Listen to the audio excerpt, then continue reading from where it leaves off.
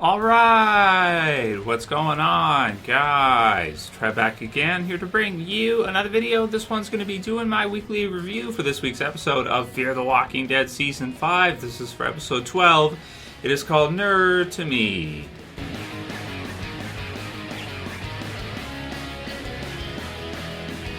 Okay, and possible spoiler warning if you guys have not seen this episode yet for Fear the Walking Dead Season 5. So we're up to episode 12 now, so that is 13, 14, 15, 16. This is the third quarter of the season is finished. Now we're into the last quarter of the season with the last 4 episodes coming up starting next week with 13 through 16. So episode 12, again, continuing on. It's, again, still the middle of the, just past the middle of the season, as I've been saying in my recent reviews. So don't expect anything too crazy right now from Fear at this time of the year. We do still have that last quarter, so expect to see something big, at least one big character death, I would think, before Fear the Walking Dead Season 5 has ended. But so far, this second half of the season follows what I've been kind of feeling about Fear since the new showrunners took over in Season 4, which is that they tend to, at least in these 2 seasons from what I've seen, they seem to start off really strong, for me anyway, from what I like, in their first halves. They have really good first halves, and then the second halves just kind of fizzle out. So hopefully, by the end of this season, in the last quarter, we see some kind of big things. They did some pretty big episodes near the end of Season 4 with the cityscape and that Morgan and kind of coming down from the window and stuff like that, or coming down outside the building and that kind of stuff they did, kind of superhero-esque. So it was okay, but I didn't really like Martha too much as the villain for the end of Season 4. So hopefully this season with Logan will amount to something else, and we kind of see at the end of the episode in this one that it looks like he has found the oil. So if he has, in fact, found the oil, is he going to take it all? Is that going to leave Morgan and the others without any? Are things going to lead to a confrontation here by the end of the season? I guess that's what, most likely we're probably going to see. And we'll have to see if Morgan and the group can continue with this whole, allowing people to leave. Like in this case, we see the guy that Dwight allowed to leave and didn't kill in the prior episode.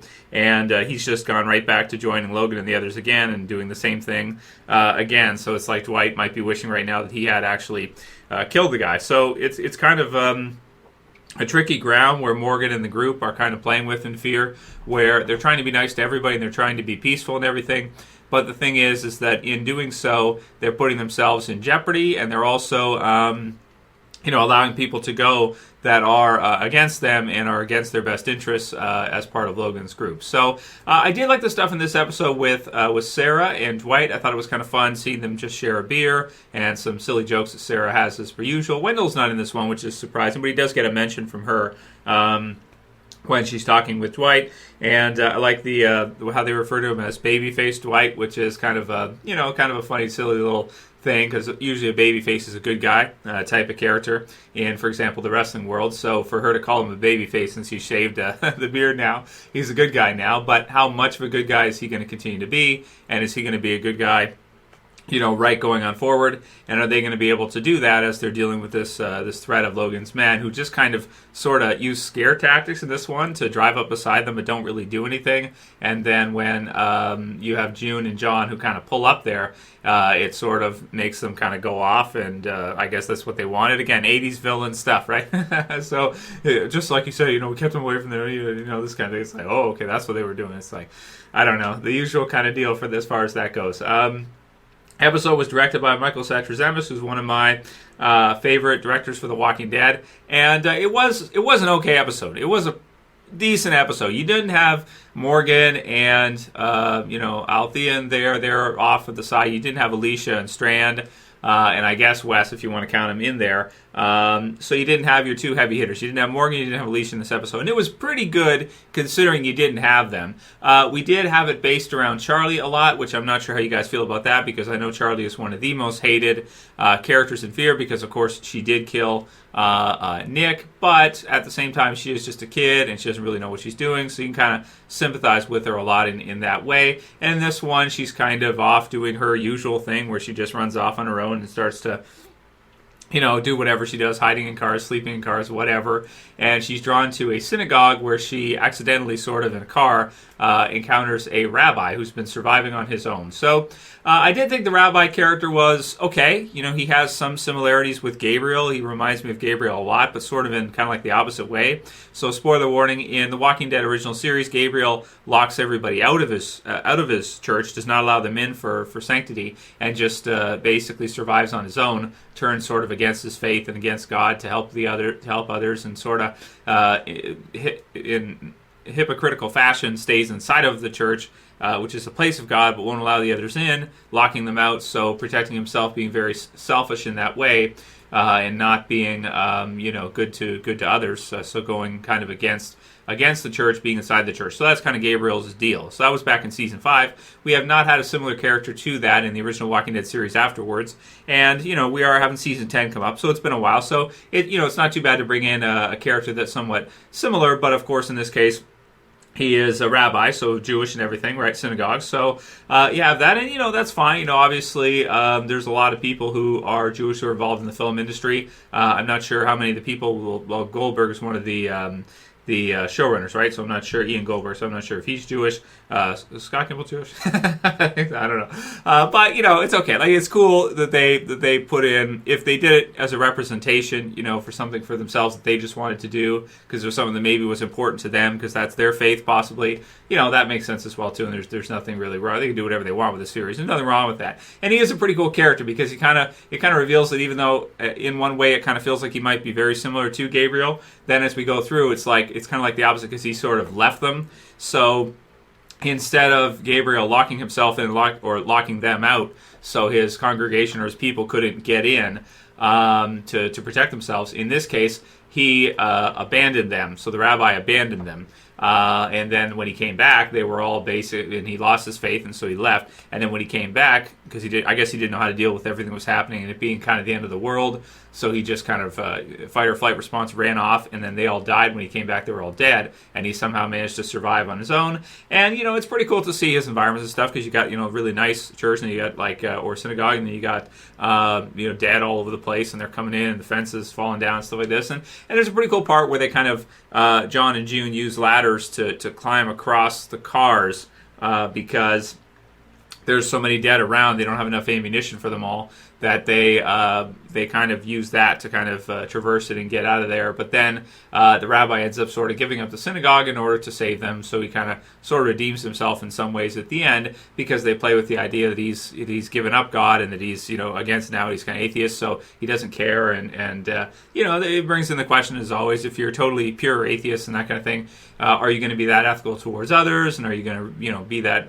good to others? So he's a decent character. I'm unsure if he's joining the group permanently now, if he's going to be in Fear the Walking Dead going forward, or if we're going to see much of him in the future. Just some parallels with Gabriel there, except rabbi, so a Jewish kind of version, and decent for that, for him. So I thought it was a pretty good introduction for him, and I'm just not sure, how much they're going to use him. And they're introducing a lot of different characters in Fear right now, whether it be Wes or the rabbi or anybody else that they've introduced this season. Annie, is it? Or Annie and the kids.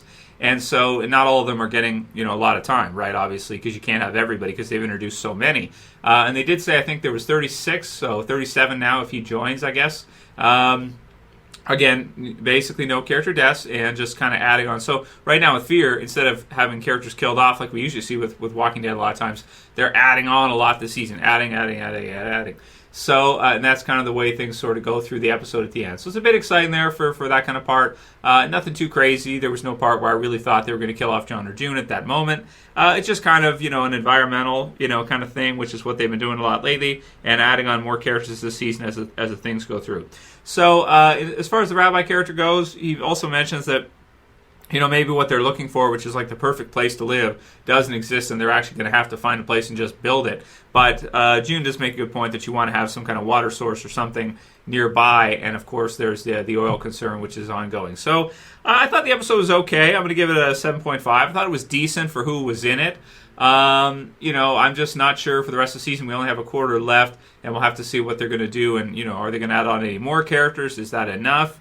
So it was pretty good, and of course it was cool to get, for Jewish viewers to get, a rabbi in the show, representation for them. That's kind of cool.